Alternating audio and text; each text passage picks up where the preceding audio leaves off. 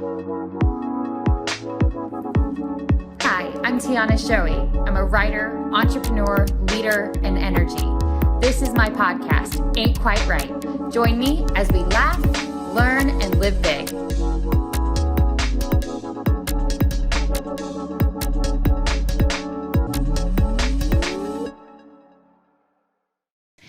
Hello, everyone. This is Tiana Shoei, and welcome to my podcast, Tiana Shoei Ain't Quite Right. How you guys doing?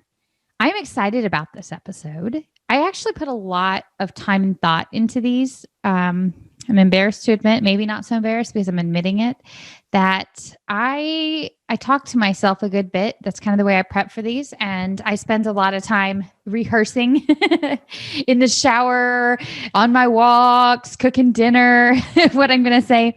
And this one I put a lot of thought into. Now it's going to sound bizarre because this doesn't have a ton of content. I'm actually going to just ask you guys thought-provoking questions in this podcast. We're going to go a little bit down the rabbit hole. So follow me down the rabbit hole, Alice. And let's talk about what are you neglecting? So we're going to get into that in a little bit more. As usual, we start and end with a quote. And so this quote comes from Voltaire.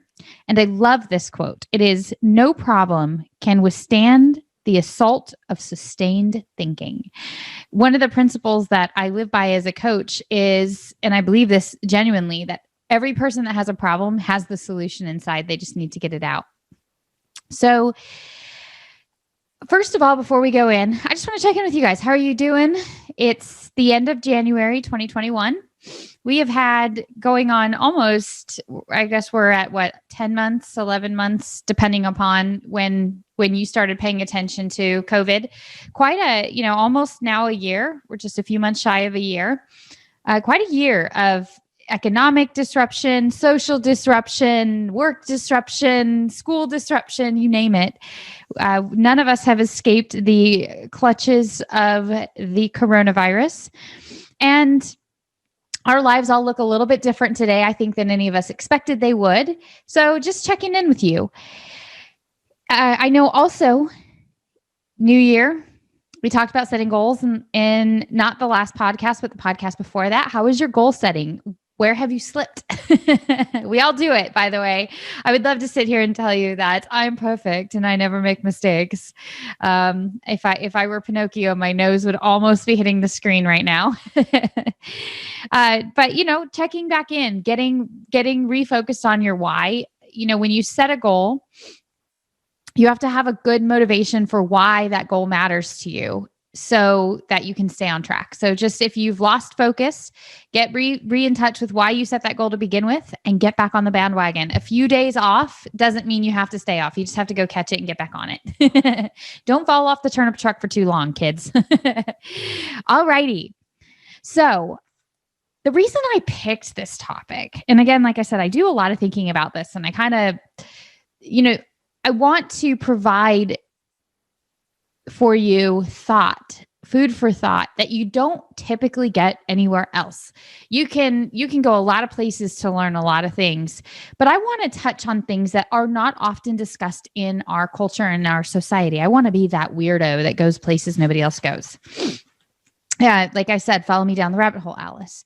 But this is you time. When you tune into my podcast, I hope you're tuning in for you time. I hope you're tuning in to develop yourself, to grow, because you want to invest in yourself. So this is going to be some you time. Now, if you are driving or unable to take notes or not take notes, because this isn't going to be a note taking, but write down answers to some of the questions I'm going to ask you, I suggest you grab a piece of paper and a pen. You know what I love about podcasts? And this is the same thing why I love listening to digital sermons. I have a mute button and a pause button. Do you know, by the way, how much my husband wishes that I had a mute button and a pause button in real life? Or just a 0.25 speed instead of I kind of live at 2.0 speed. That's what's nice about this. So pause. If you can, go get a piece of paper and a pencil, because I'm going to ask you some questions. I'm going to pause long enough to give you a chance to think about it, but hit the pause button and write down your answers if you have the luxury of being able to do that. If you're like me and you're on the go, When you're listening to podcasts, I'm on the road. Usually I'm out running, so I don't really have the opportunity to do that. Then, at least I'm going to end with what I think is the most important question. I'm going to finish with that.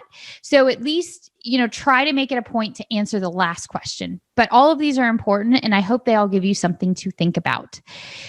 So why, apart from my little self-dialogue, why did I choose this topic? Well, I learned this from an entrepreneur who I have a ton of respect for. His name is Keith Cunningham.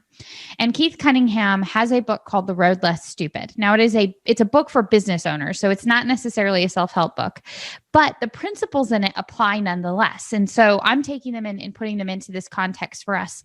And what Keith taught me, which was so important, is that you can run enthusiastically in the wrong direction. Have you ever done that before? Have you ever had a situation in your life where you got really excited and you started to run enthusiastically in the wrong direction, and you get there and you're like, oops, I missed a turn along the way? We've all done that at some point in our lives, where we get so into life or so busy that we don't stop, slow down, and ask ourselves the questions like, is this the right thing for me? One of the things that I do is I do coaching, personal coaching. And I have one personal client who I love. I mean, just a wonderful person. And this person is one of the most energetic and idea-filled people I've ever known. And, whenever we're talking, this person is always saying, do I drive you nuts? And do I make you crazy? And I'm laughing. I'm like, no, I love this. I think this is great. I love that this is who you are. And, one of the things we try to do is look back and reflect and say, okay, where have you grown? Let's talk about some of this. And, this person was really challenged, like struggling to say, I don't know, I feel like I've not gotten any better. I feel like I haven't accomplished anything over these past several months. And I said, okay, let's stop and talk about that. We started to go through the list. And as we started to go through the list, the person started to realize, oh my gosh, I really have grown a lot over the past several months. And I've gotten a lot of clarity. And what this person has gotten clarity on in their life is what they really want for their life. And as we were talking, this person was just expressing to me, wow, I feel, at this age of my life, I should have more things figured out. I should be further along in life. I should understand more things. And I said, why? So this is not a societal norm for us to stop and think and ask ourselves these questions. And I said, you now have so much more clarity on who you are, why you matter, and what you want to do with your life than you did at the beginning, of the journey that you're on right now. Because I kind of came in midstream in this person's journey. And I said, that is something we're celebrating. You've learned how to critically think for yourself. And, that's why I'm sharing this with you. I've watched this person's life be transformed by this practice, and I hope to give you the same. So this is you time. I'm going to ask you to focus on you, but the most important thing I'm going to ask you to do as we go through this is to be honest with yourself. The biggest mistake that you can make in your life is to lie to yourself about yourself. And sometimes we do it unintentionally. Sometimes we're just so in our own heads, we don't get out of our heads enough to see the truth. And sometimes it's our ego that keeps us from being able to be honest with ourselves. And so I'm going to ask you to put your ego aside, and I'm going to ask you to be as objective about yourself as you can be. And if there's an area, if there's a question in here that you can't answer for yourself, ask somebody who loves you and knows you to help you answer these questions. It's funny because when I was going through counseling for battered woman syndrome, my therapist told me, I want you to come up with a list of 20 things about yourself that are good characteristics. And she said, and if you struggle to finish that list, I want you to find somebody that loves you that can help you finish that list. And it was astounding to me because I couldn't get past 4 items. And when I sat down with my friend and I said, hey, listen, I'm supposed to fill out this list for my therapist next week. I got 4 things. I'm supposed to have 20. And my friend he looked at me almost like I had 6 heads. He's like, what do you can only come up with 4 things. And he filled out the other 16 like that. So having somebody else's perspective can help you as well. So I'm going to start off with the first question. How much time do you give yourself every day, every week to just think? I'm not talking about stress out about finances. I'm not talking about stress out about work. I'm not talking about figuring out what you're going to cook for dinner. I'm talking about how much time do you give yourself to just check in with yourself and say, how am I doing? How are things going? Let me ask it this way. What is going well in your life right now? I want you to stop and think about that. What in your life are you like, yeah, I'm pretty good with that? Think about that. And then I want to ask you why. Why did you pick that thing or those things that are going well? How about this? What in your life is not going well? What are the things in your life that if you put some time and energy into it, or if you could give yourself some space, you would change? And why? Why would you change those things? How much time do you give yourself just to think and check in? What's going well? What's not going well? And why? I want you to answer those questions for yourself. Now, here's my next question for you. And this is kind of along the same vein. We're going to hit, these are all related to each other, but they're just different questions, different ways of asking the same question. And the reason that I'm going to do this is all of you are different. You think differently than I do. And so each of these questions are going to resonate differently with each person. If you could change anything about your life, what would it be and why? If you could change anything about your life, what would it be and why? I'll tell you right now. I'm going to be honest. The one thing I would change, and this sounds really, let me explain my why before you go judging me. I'm probably 8 pounds heavier right now than I'm used to being. The reason I would change that is because I am an endurance athlete. And when I go running and when I ride my bike, those extra 8 pounds are very demotivating. It takes a lot of the fun out, and it makes it very difficult for me to do what I love. Now, I'm finally starting to figure out why I'm struggling with not getting this weight off. I've tried calorie counting. I've tried a bunch of different things. And I think it relates to my sleep apnea, which I think I finally figured out what's triggering a lot of that. But, that is something for me because being an athletic person is a part of my daily life. That extra 8 pounds really wears me down when I go exercise. And you might say, oh, it's just 8 pounds. But for me, that's a lot. One of the other things that I would change in my life is, and these are all going to sound like I'm so vain and physical, but I'm not going to get into my deep personal. I know you guys have better things to do than listen to me whine about my deep personal things. But, I love sugar and it's not healthy. And so I have to just keep myself in constant check and make sure I'm not eating sugar. So I break the addiction. And if I don't get control over that, I'm going to end up having other health issues down the road. And so having a little bit more control over my cravings, which by the way is something you do have control over. You crave what you feed basically, would be a huge change for me. Now I know these seem superficial. I'm just trying to give you suggestions and ideas. Now some of those, maybe some of those things are and this is true for me. My husband and I only get 1 day off a week together. I wish we had more time together. I love him. I enjoy spending time with him. I married him as my life partner, and only having 1 day a week together sometimes is a challenge. So, there may be a lot of different categories. Now I'm going to kind of back up a second and remind you of some of the categories that you should think about when I'm asking you these questions.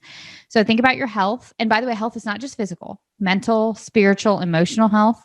Think about your finances, your career, your relationships, your recreation, and your spirituality. So think about all these areas in your life. And then there may be some areas in your life that I didn't cover there. So I'm just going to read that again. Career, your health, your finances, your career, your relationships, your recreation, and your spirituality.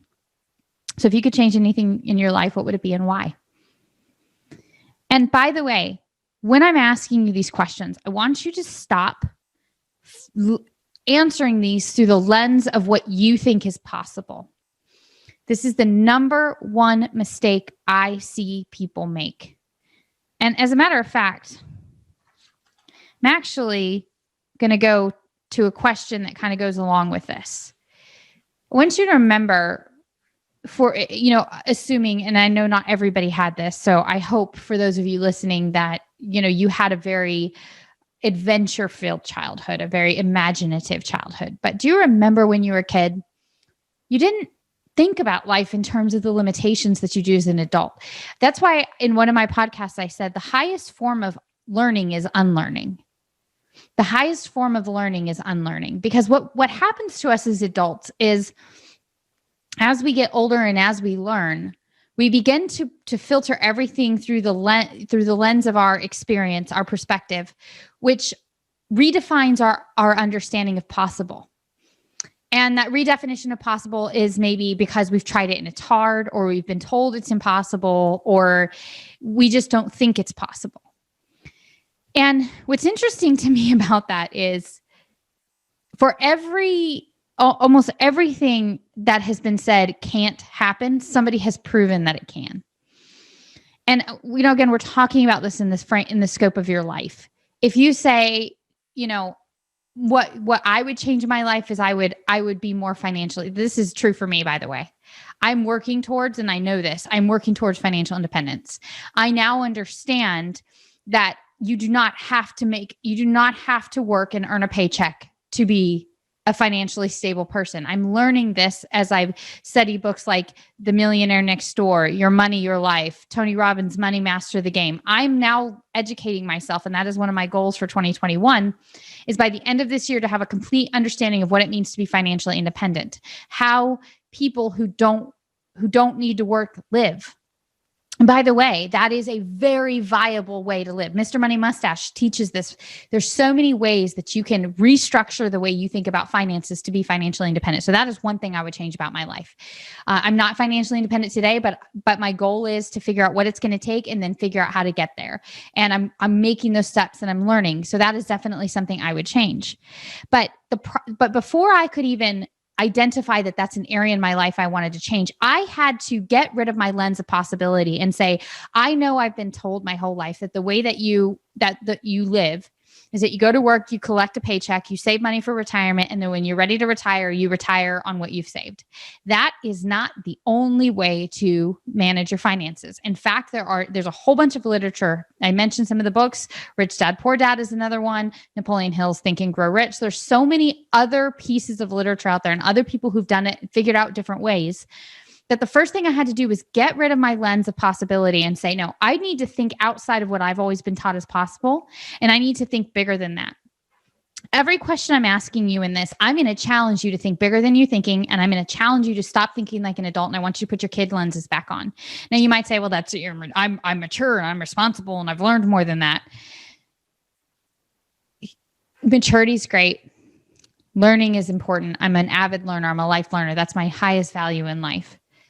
But you've also learned some untrue things in that process. I know this is going to come as a shock to you. Not everything you believe is true.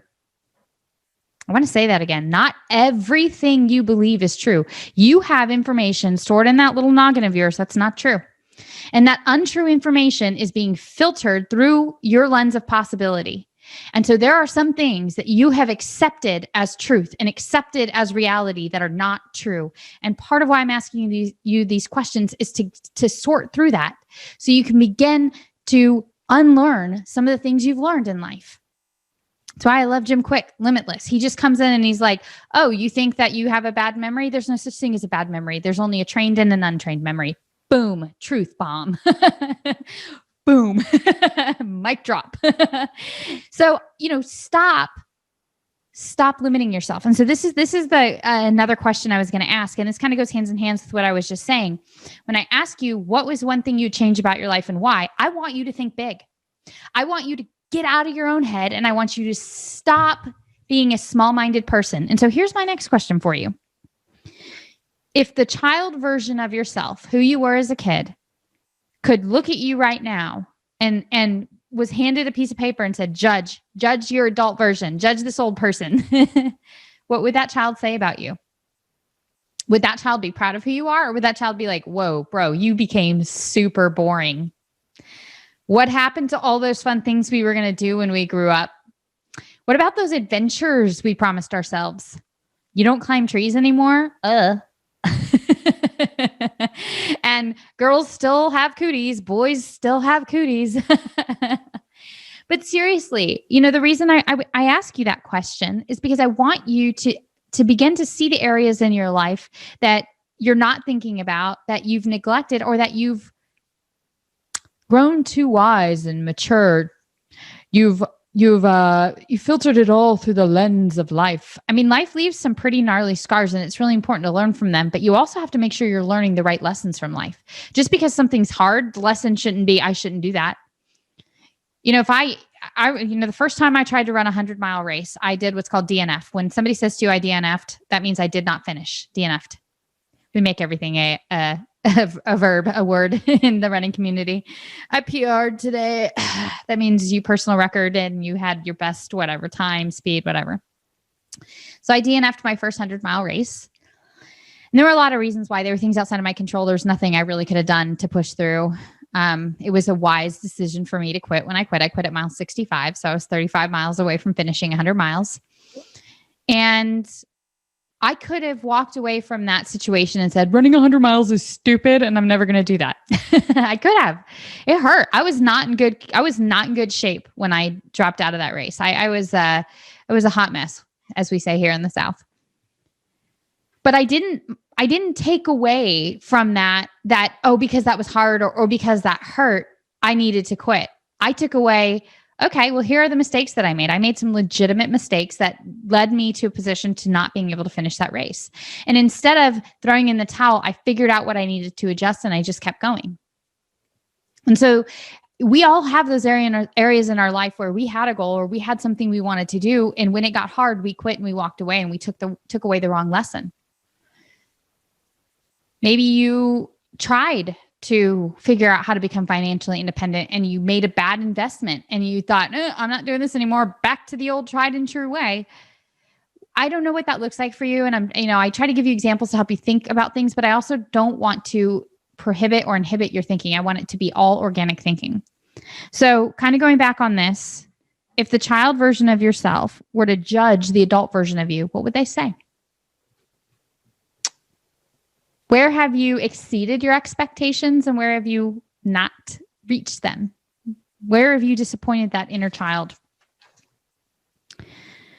All right. So back on our questions, like I said, I'm leading up to one grand finale question. So these are just to try to get you thinking a little bit and give you an opportunity to just check in with yourself. Where do you need to grow?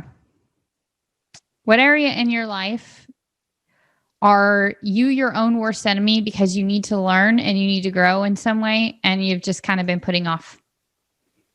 I can tell you right now, years ago was in a work environment that was not healthy.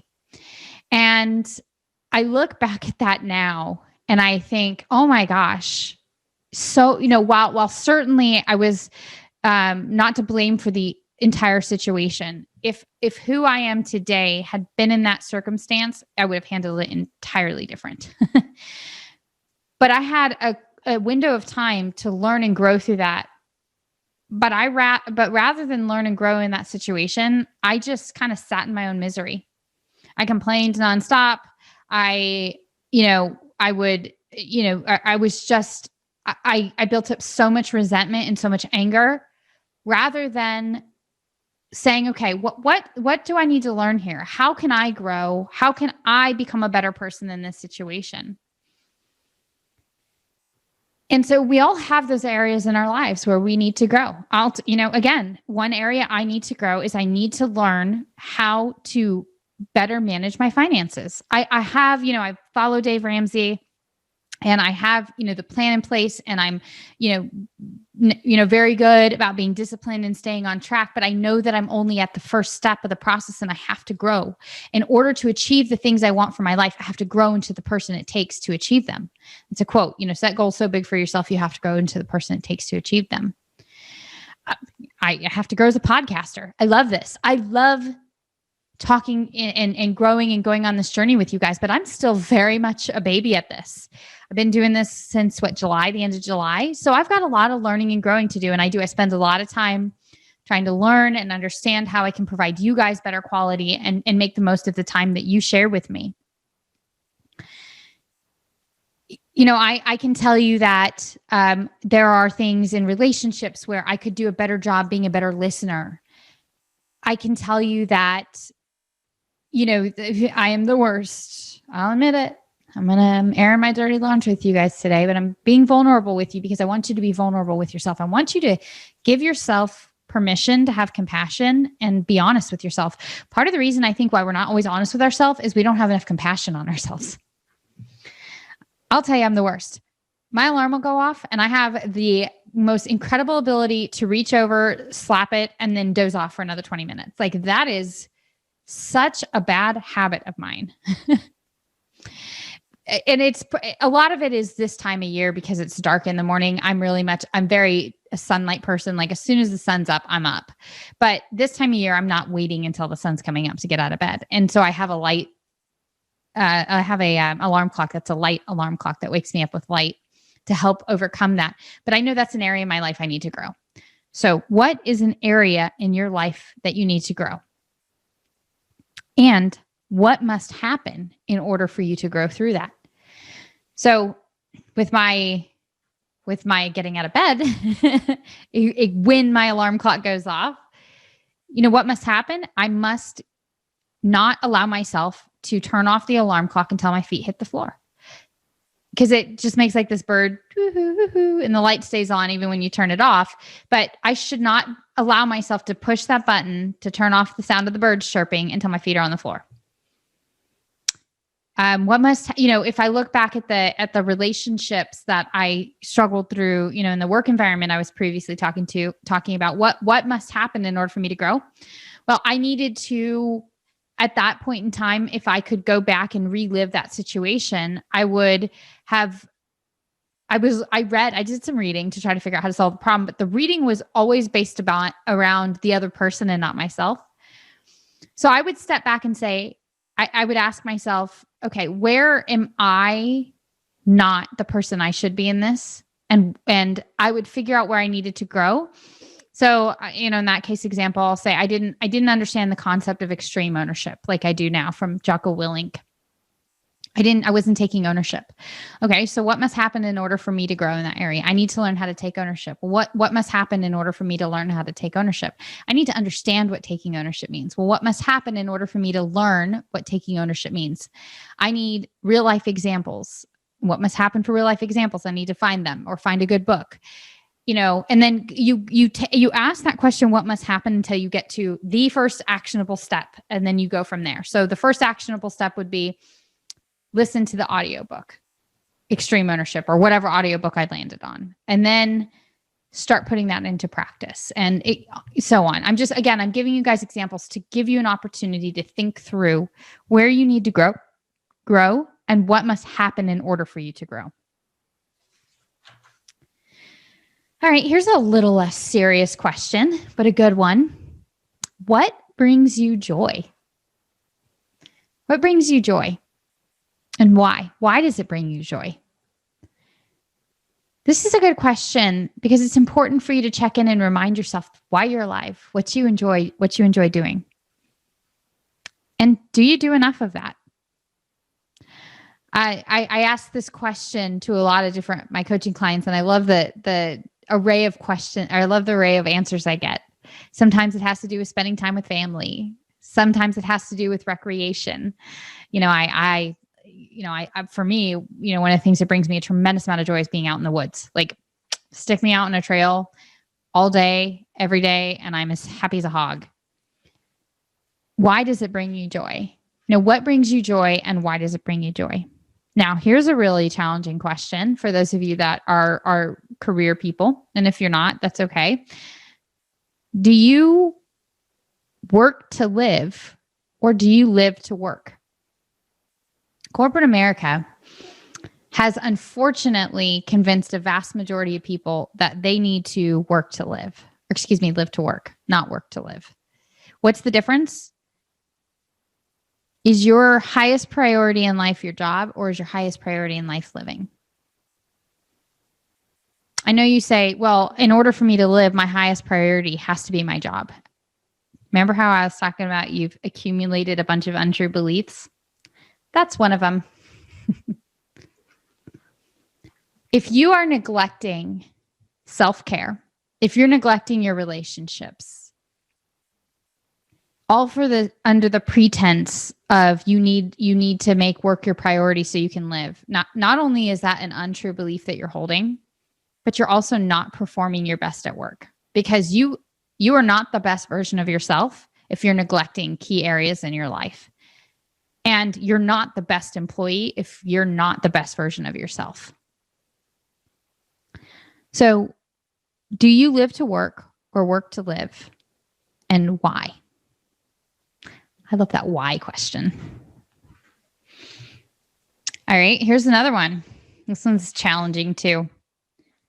Where are you compromising, settling for instant gratification, or taking the easy road to your detriment? I put that to your detriment at the end because I didn't say, because I'm the queen of efficiency. If there's a quicker way to do something, I'm all about it. But where are you compromising, settling for instant gratification, or taking the easy road to your detriment? We all do this.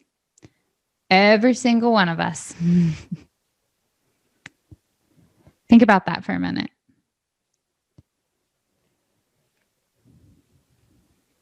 Where are you compromising, settling for instant gratification, or taking the easy road to your detriment? All right. We have come to the climactic question. And we're going to kind of go further down the rabbit hole with this question, because I want to stretch out your thought process on this and remind you why checking in and thinking and processing these things are important. What area in your life are you neglecting?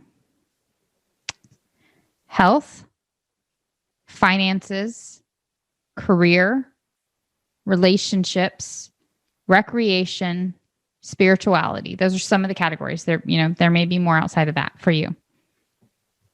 What area in your life are you neglecting? We all have an area in our life that we are not. If we were to give ourselves a 5-star, how's your health? Do you get 5 stars on your health? How are your finances? Are you living paycheck to paycheck? Or do you have at least 3 to 6 months living expenses? And are you debt free? How about your career? If you were to give yourself a fair assessment of the work that you're doing, do you love it on a scale of 1 to 10? 10 being, yes, I love it. 1 being, no, my job sucks. And does the best version of you show up for your job every day? Are you neglecting finding a job that brings you joy? How about your relationships? Is there somebody that is very important in your life that you neglect to build a genuine, hardworking relationship? Hardworking relationship. Meaning, are you putting the hard work into the relationship that it deserves? I'm sorry. I love Jordan Peterson and his 12 Rules for Life. He talks about this. He talks about how often, especially in marriages, we just kind of there's the elephant in the room and we just kind of dance around it, where a few hard conversations and some teamwork would solve that problem, but we just aren't putting the time and energy into it. Maybe we don't have it. Maybe we don't think we want to solve that problem. So we would rather live with the elephant in the room than actually deal with the real problem.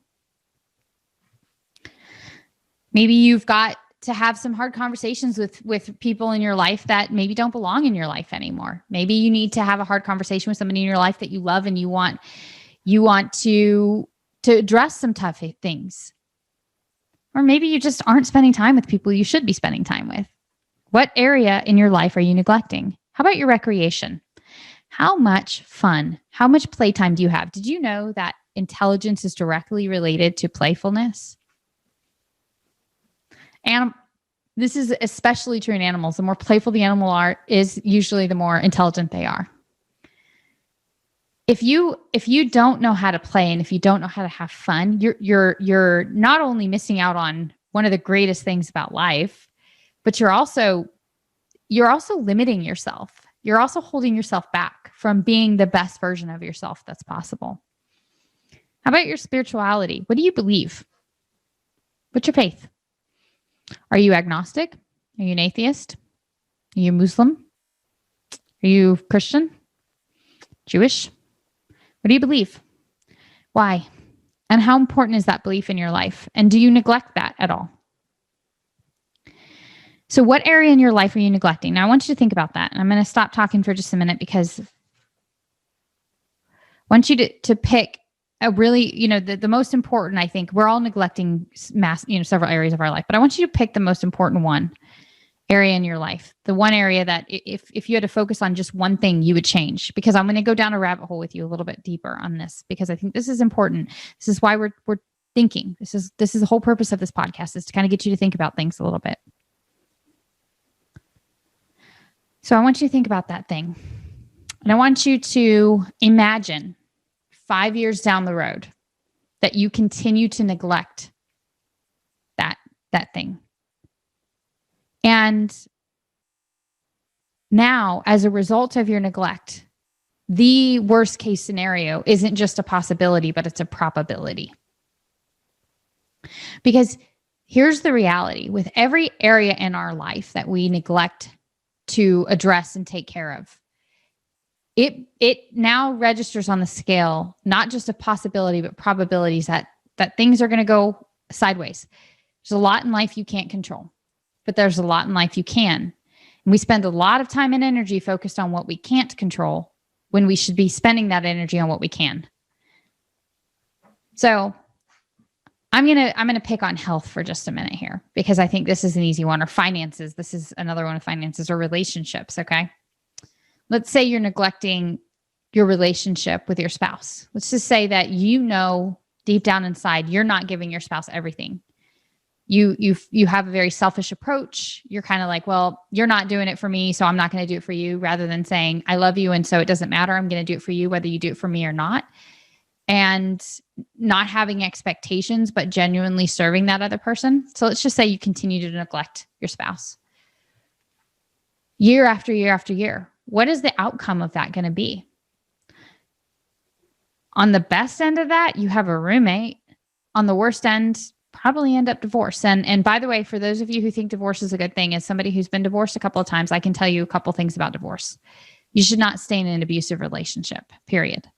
But apart from abuse and adultery, divorce is a really, really crappy thing. It's terrible for the children. We don't talk about this enough in society because we've accepted a 50% divorce rate as normal. But as somebody who spends a lot of time coaching people, I can tell you that some of the biggest breakthroughs I've had with people are when they recognize that their limiting beliefs about themselves usually began around the time their parents got divorced. It has a huge negative impact on children, unless, again, like I said, you're getting them out of an abusive situation. So, that worst case scenario is you may end up divorced, or you may end up with a spouse who cheats on you because you've neglected your core responsibility. How about finances? You rack up credit card debt. You don't have money in savings. You're living paycheck to paycheck. If that continues to go on and go on and go on and go on, what's going to happen? You're going to find yourself in more debt than you can afford to pay off, stressed out beyond all measure, because you have to have a job to pay your bills. Otherwise, you will be belly up, bankrupt. You could potentially lose everything you own because you've outspent. I love this saying from Dave Ramsey: finances are not a math problem, they're a behavior problem. You've outspent your means. How about your health? You're not eating healthy food. You're not getting adequate exercise. If you keep down that road, what's going to happen? You're most likely going to end up with something like type 2 diabetes, heart disease. You'll become gradually more immobile and less capable of taking care of yourself. You won't feel good. Your energy levels will suck. And if your health sucks, everything else in your life sucks. Now, I know that I'm being really dark right now, but here's the thing. When we intentionally or unintentionally neglect key areas of our life, we will pay the consequences later. We just don't always think about those consequences. One of the books that I've been reading and just love is Ray Dalio's book, Principles. And he talks about thinking about the second and third order of consequences of our decisions, not just the first order.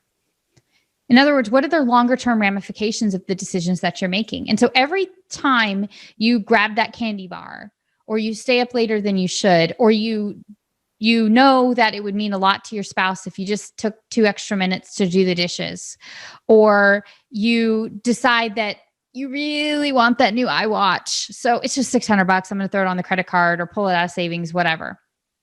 Every time you make one of those first order consequence decisions, meaning you only think about the immediate gratification, you are creating wakes down the road that the version of you has to deal with later.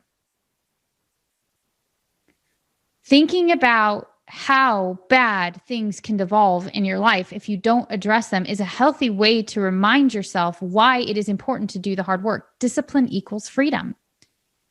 The more discipline that you are willing to have now in your life, and make decisions based on the longer term ramifications, not just the immediate ramifications.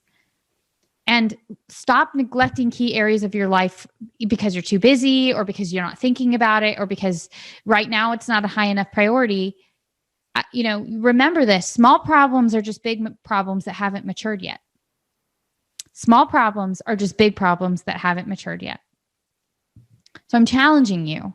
I'm asking you to remember why it is important to take care of all of these things.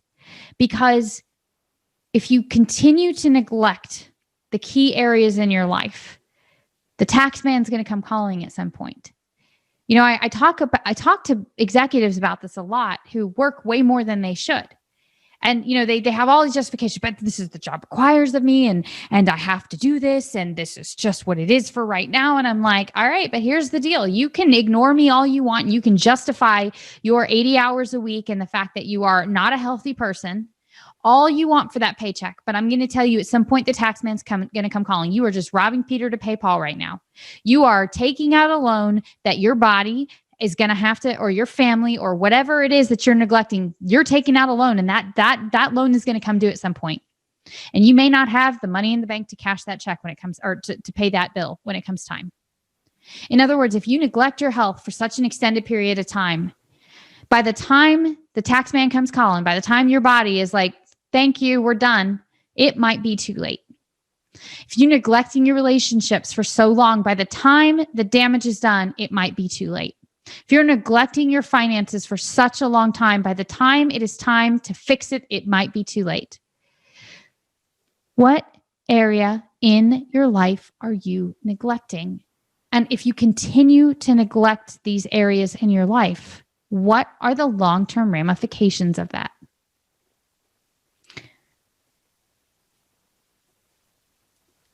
I'm not trying to preach at you. We're human. We're all human.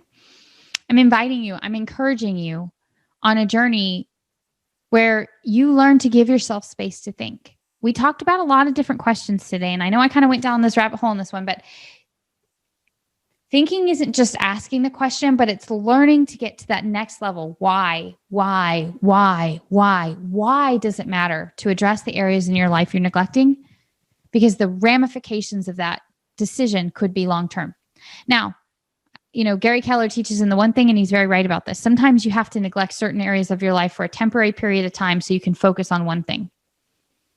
But that should always be the exception and not the rule. And you should do, there are certain things you can allow to get out of whack for a little bit in your life, but you've got to be willing to get them back in line, and you have to have a deadline for yourself. So I work obviously with a lot of business executives in my coaching business. And sometimes, they have a project, and that project is going to be all encompassing, but the commitment that I make them make to me is 3 weeks max. 3 weeks max, you're going to work these long hours. And then after that, you're going to get your life back on track, and you're going to give yourself some time off afterwards to recalibrate.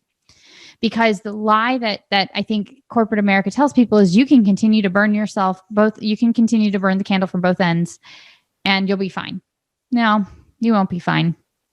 You might be alive, but you won't be fine.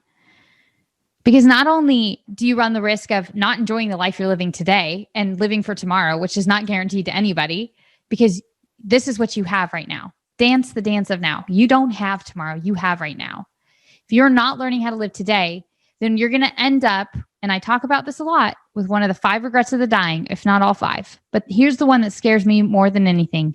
I wish I had lived a life more true to myself and not what others expected of me. If you don't learn how to ask yourself these questions, you're going to end up with that regret at the end of your life. If you know what potential pitfalls you could face, addressing them now will save you heartache later. So I'm just going to summarize the questions I asked again and then wrap this up. But thank you guys for tuning in. I know this was a super serious talk, but I want you to be serious. I want you to reconnect with yourself. So how much time do you give yourself to think? How much time do you give yourself, honestly, to regularly check in? What is going well in your life and why? What is not going so well and why? If you could change anything about your life, what would it be? Where do you need to grow, and what must happen for you to grow in that area? What brings you joy and why? Do you do enough of that thing that brings you joy? Do you live to work or work to live, and why? Where are you compromising or settling for instant gratification or taking the easy road to your detriment? What would the child version of yourself have to say about the adult version of yourself? What area in your life are you neglecting? And if you continue to neglect it, what is the worst case scenario if you were to let that go? Those are just some questions. You should have a lot more questions for yourself. Check in with yourself. Give yourself some time to think. Our quote for today is, "No problem can withstand the assault of sustained thinking." And that's Voltaire. You guys, thank you for tuning in to Tiana Showy Ain't Quite Right. I appreciate you guys so much. Thank you for, I can't tell you what it means to me that you guys tune in and continue to be a part of this journey. Again, I love that thank you for subscribing. Thank you for leaving reviews and comments. That makes a big difference. It helps get this message out there, because we want, what's really our goal? To laugh, learn, and live big. Like, I really want you guys to have the best life imaginable. You get one trip to this planet and one opportunity to enjoy, at least, I just want you to have a great life. and it all begins with just thinking, critical thinking, asking yourself some tough questions. So that's why I just wanted to dedicate an entire episode to just thinking. So again, if you enjoyed this content, please tell your friends and family that you think would also enjoy joining us on this journey. Continue to like, subscribe. And until next time, this has been Tiana Showy Ain't Quite Right. Thank you for tuning in. For additional content, including my blog and social media, see my website, tianashowy.com. I would greatly appreciate it if you could subscribe, leave a review, and be sure to tell your friends and family, anyone else that you think might enjoy joining us on this journey. Until next time.